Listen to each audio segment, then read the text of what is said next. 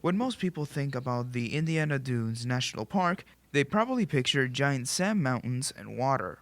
However, the 60-mile-long park actually has many different habitats, such as woodland areas. That's where I visited the Spring Maple Syrup Festival. Welcome to Maple Sugar Time at Shellberg Farm, part of the Indiana Dunes National Park. Bruce Rowe, a public information officer with the national park, says that it's the perfect time to tap trees.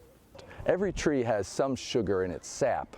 This time of year, as the sap is starting to be drawn up for spring to get that energy out into the branches to open the buds into leaves, that's when it has the highest sugar content. One of the unique things about the Dunes Maple Syrup Festival is that the park rangers demonstrate the different ways maple syrup has been made throughout the centuries, starting with the Native Americans. And it would have just been real good as far as the calories and such. Plus, it's like almost like money. They could trade that. Native Americans then taught settlers how to make the syrup. The settlers then developed new techniques to make maple sugar. As you can see, it looks mostly like water, because it mostly is.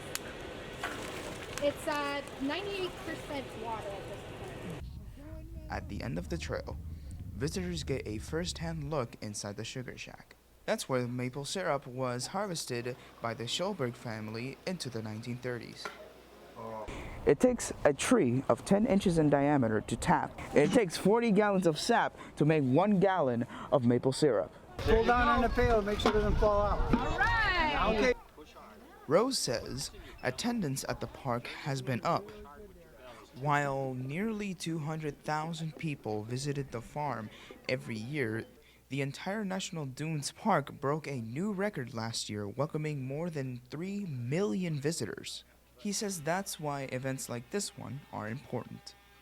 I think this festival shows us a little bit about our history, where maple syrup comes from, but also how even in small ways like maple syrup, our lives are connected to the land. That's one of the most important things we try and get across to folks in the National Park Service.